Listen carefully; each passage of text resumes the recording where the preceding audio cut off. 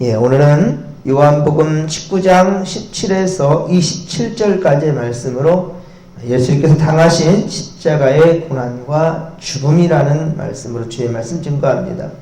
오늘은 우리가 그동안 40일 동안 지켜온 사순절의 최고 종점에 이르렀습니다.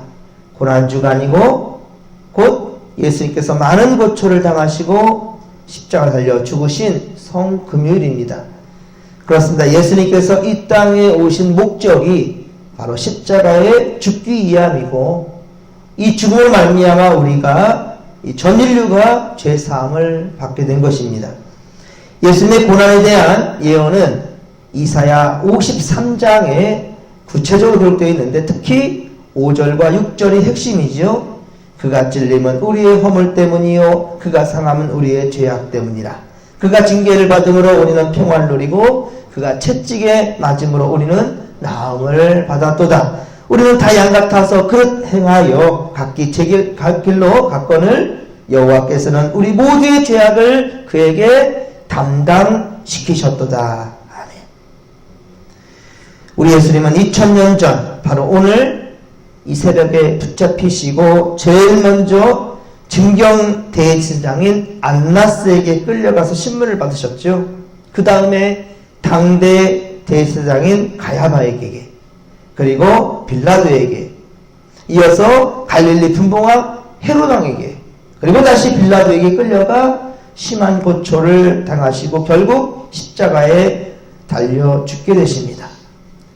날이 밝기 전부터 갖은 모욕과 고초와 신문을 당하시고 오전 9시에 오늘입니다. 오늘 아침 9시에 우리 시간으로 아침 9시에 십자가에 달리십니다. 그리고 12시 정오에 많은 고초를 당하시고 힘들어 하시다가 그리고 오후 3시에 운명하십니다.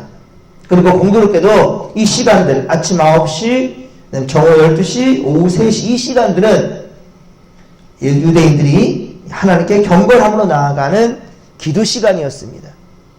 우리도 오늘은 오전 9시, 12시 그리고 오후 3시는 우리가 좀 특별히 기억해 보았으면 좋겠습니다. 오늘만큼은 여러분들 금식에도 한번 동참하시는 그런 성도들이 되시기를 바랍니다. 우리가 살고 있는 세상은 정말 전쟁터와 같습니다. 우리는 인간 생존을 위해서 날마다 싸우고 있습니다. 현실 생활에서 사람답게 살기 위한 정신적인 싸움을 또한 하고 있습니다. 그리고 치열한 경쟁 사회에서 살아남기 위해 어려서부터 지혜와 지식을 축적하는 데 최선을 다하지요. 또한 인간의 생명을 노리는 질병과 치열하게 싸우고 있습니다. 지금도 전 세계적으로 확산되고 있는 코로나19 바이러스는 순식간에 생명을 그렇게 앗아가고 있습니다. 또한 인간 편의를 위해 개발되고 만들어진 수많은 교통수단을 비롯한 많은 첨단 장비들로 인해서 오히려 사건, 사고들이 끊이지 않고 있습니다. 그리고 인간을 향락과 쾌락의 구덩텅이로 타락시키는 술과 담배 그리고 마약과 정욕의 유혹과 끊임없이 싸우고 있습니다. 또한 인간을 하나님과 교회에서 멀어지게 하고 있는 죄악에 빠지게 하는 악한 영들과 우리는 영적 전쟁을 지금도 치르고 있다는 겁니다. 그러면 우리가 이런 모든 싸움에서 여러분 승리하기 위해서는 무엇을 해야 할까요? 그렇습니다. 바로 주님의 십자가 은혜의 그늘 아래 들어와야만 됩니다. 그렇습니다. 십자가는 성도에게 생명과 승리의 보장이 되는 것입니다.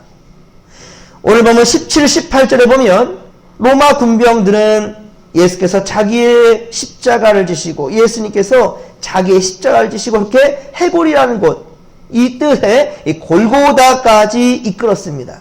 그리고 그곳에서 예수님을 십자가에 못 박았고요. 예수님의 좌우편에는 또 다른 행악자들도 함께 달리게 되었습니다. 마태복음 27장 27절 마태복음 27장 27절에 보면 이하에 보면 로마 군병들은 예수님을 힘들게 합니다. 예수님을 채찍으로 때리고 가시로 만든 면류관을 씌웠고 예수님의 옷을 벗겨서 수치심을 그렇게 느끼게 하였습니다. 당시 홍포 자색옷을 입혔다고 했는데 예수 앞에 그 옷을 입히면서 유대인의 왕이여 평안하라 라고 조롱을 하며 침을 뱉고 손바닥으로 치고 때렸습니다. 그리고 십자가를 찌우고 해골이라는 골고다까지 가시게 했던 겁니다. 예수님은 밤중에 그렇게 체포되고 한밤도 못 주무시고 이곳저곳 끌려다니시며 신문을 받은지라 지칠 대로 지금 지친 몸에 채찍을 맞아 온몸이 만신창이가 되었습니다. 그리고 머리는 가시에 찔려 온 얼굴이 피투성이가 되었습니다. 그런데 예수님은 그 몸으로 바로 십자가를 지고 가시야만 했던 것입니다. 그리고 로마 군병들은 예수님의 손과 발에 못을 박아 십자가에 그렇게 매달았는데요. 그러나 여러분, 그들이 우리 대신 그 짓을 했을 뿐이고요. 사실은 궁극적으로는 우리가 예수님을 십자가에 못 박아 죽게 한 거죠. 그래서 우리는 포악한 죄인인 겁니다. 이 죄를 지었는데도 죄인으로서 죄책감이 없어요. 감사함이 없어요. 우리의 죄를 대속해 주신 것에 대한 감사함이 없어요. 이제 더욱더 무디어져만 가고 있는 것 같아요. 예전에 주님 앞에 정말로 사모함으로 나갔던 그 순수함은 다 어디 갔는지 모르겠어요. 오늘 보면 19절에 보면 예수님의 십자가 기둥에는 세 가지 언어로 기록되어 있는데 히브리어와 로마와 헬라 이 말들로서 나사렛 예수 유대인의 왕이라 라고 죄패가 써붙여졌습니다. 이에 대제사장들이 항의합니다. 왜 이렇게 썼습니까? 21절에 보면 자칭 유대인의 왕이라 쓰시오. 자칭이라. 우리는 인정할 수 없다라는 거죠. 그런데 빌라도가 뭐라 합니까? 나의 쓸 것을 썼을 뿐이다 라고 말합니다. 빌라도가 무엇을 알았을까요? 오히려 아까 이사야 53장 같은 그런 예수님의 고난에 대한 이야기, 예수님에 대한 정체, 예수님에 대한 이 바로 메시아가 어떻게 오실 것이어야 되는 것은 전부 다 오히려 대제사장들과 바리새인들과 서기관들이 더 잘 알아요. 오히려 이방인 빌라도는 알 길이 없어요. 그럼에도 불구하고 내가 쓸 것을 썼다라고 말하는 22절의 빌라도의 그 대답에서 우리는 놀라움을 금치 못합니다. 이것이 바로 하나님의 섭리라는 것이지요. 그곳에 모인 여러 나라 사람들, 지역 사람들 모두 보아서 똑똑히 알게 하시기 위한 하나님의 섭리였던 겁니다. 그런데 이런 예수님의 십자가 아래에서는 서로 다른 두 가지의 일이 일어나고 있습니다. 이 십자가 아래에서는 서로 다른 두 가지 일이 벌어지고 있다는 말입니다. 하나는 본문 23에서 24절에 보면 이 로마의 군병들의 모습입니다. 예수님이 인간의 죄를 속하기 위해 십자가 위에서 처절한 고통을 당하고 죽어가고 있는 그 순간 가운데 그 십자가 아래에 한편으로는 인간들이 자신들의 탐욕을 노골적으로 드러내고 있어요. 예수님의 마지막 유품인 옷을 각각 한 개씩 나누어 가지려고 하는 거예요. 그리고 예수님의 속옷을 서로 가지려고 제비 뽑고 있었다는 사실입니다. 좀 기가 막히죠. 지금 예수가 아니더라도 어느 한 사람이 죽어가는데 어찌 정말로 그의 옷을 그렇게 제비 뽑아 나눠 가지려 하는 이게 인간의 모습입니까? 그러나 아직 자신들 그 죄를 회개하고 주님을 영접하여 구원받을 기회는 충분히 남아 있습니다. 사실은 누가복음 23장 39절 이하에 보면 누가복음 23장 39절 이하에 보면 예수님 좌우편에 각각 달린 행악자 중에 한 사람은 오른편에 가는데 성경에 그렇게 나오진 않았습니다. 그 중에 한 사람, 그 한 사람은 그 순간에 어떻게 하죠? 회개하지요. 그리고 주님께 자신의 영혼을 부탁하지요. 그렇죠? 주님과 함께 그렇죠. 주님 뭐라 합니까? 바로 오늘 나와 함께 낙원에 이를 것이라. 낙원에 들어가는 조류의 기회를 잡았지 않았습니까? 그가 선한 자가 아니에요. 바로 악을 행했기 때문에 십자가에 매달린 거예요. 예수님께서는 죄가 없지만 무함으로 억지로 억울하게 십자가에 달렸지만 그러나 예수님 좌우편에 있었던 사람들은 분명히 그의 의당, 받아야 할 죄값을 받은 거잖아요. 그 상황 가운데 그런데 한 사람은 그 순간에 회개했다는 거예요. 주님은 그 전에 죄에 대해서 묻고 따지지 않습니다. 그 죄를 인정하고 우리 주님을 영접하니 바로 주님은 그를 낙원에 이를 것이다 라고 그렇게 은혜를 베풀어 주셨다는 말입니다. 로마 군병들도 역시 주님의 십자가 밑에서 회개하고 주님을 영접했더라면 그들도 분명히 구원받았을 것입니다. 모두 다. 그러나 그들은 물질의 눈이 어두워져 있었습니다. 탐욕의 노예가 되어 있었습니다. 그 탐욕이라는 것은 그 죄수로 죽어가는, 죄수는 아니지만 죄수의 신분으로 죽어가는 그 예수님의 옷을 어찌 그렇게 제복께서 나눠 가질 그런 생각까지 하고 있냔 말입니다. 여러분들도 오늘 성금요일을 살아갈 때 삶을 돌아보시기 바랍니다. 여러분은 무슨 이유로 예수를 믿고 살아가시는지요? 혹시 어떤 유익을 바라는 것이 신앙의 이유가 된다면 여러분 오늘 통해 좀 더 신앙이 성숙해지기를, 여러분의 삶의 자리가 어제나 오늘이나 내일이나 똑같은 삶의 자리일 수 있겠지만은 아니요. 그 의미가 달라질 것입니다. 내 살아가는 삶의 목적이 달라질 것입니다. 그렇습니다. 그런데 그렇지 아니한다면, 여러분들 깨달음이 없다면, 변화된 삶이 있지 아니한다면 여러분은 예수님의 옷까지나 나누고 제비 뽑아 예수님의 속옷까지 챙기려고 하는 흉악한 로마 군병에 지나지 않을 것입니다. 여러분, 그리고 25에서 26절에 보면 로마 군병들과는 다른 한 부류가 있습니다. 진실로 예수님을 위하고 그리고 사랑하는 마음으로 십자가 아래에 모여든 사람들이에요. 아들이 죽어가는 모습을 지켜보는 어머니 마리아, 그렇죠? 그리고 예수님의 이모 살로메가 십자가 아래에 있었습니다. 살로메는 예수님의 제자인 야고보와 요한의 어머니였습니다. 그리고 살로메는 한때 예수님께 이런 부탁을 했어요. 내 두 아들을 주님 권자에 오를 때 좌우편에 앉게 해달라고 부탁했는데 예수님 어떻게 했습니까? 보기 좋게 거절했죠. 거절당했습니다.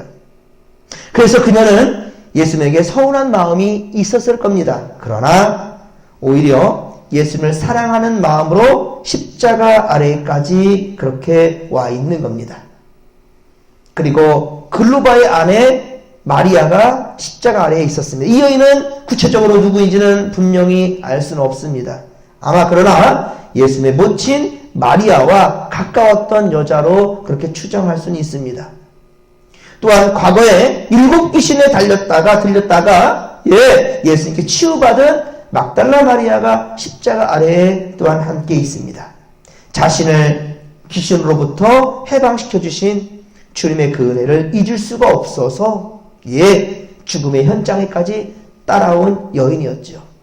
여러분은 살아가면서 얼마나 많은 은혜를 받고 살았습니까? 그런데 여러분 정말로 부탁드립니다. 오늘은 성금요일이에요. 예수님 돌아가신 날. 오늘만큼은 여러분들 정말로 좀 침묵도 하시고 세상의 유익을 좀 따라 살지 마시고 정말로 주님만을 좀 생각하는 그런 하루가 되었으면 좋겠습니다. 특별히 예수님이 고난받으시고 돌아가신 그 시간들 좀 우리가 정말로 고집스럽게 시간 한번 지켜봤으면 좋겠어요. 예전에는 제가 교육부를 담당하는 그 목사였을 땐 우리 학생들한테 그랬어요. 핸드폰에 전부 다 알람을 설정해라. 그래서 잠깐이나마 좀 기억하자. 그래서 아침 9시 그리고 정오 12시 오후 3시만큼은 1분도 좋고 30초도 좋다. 10초도 좋다.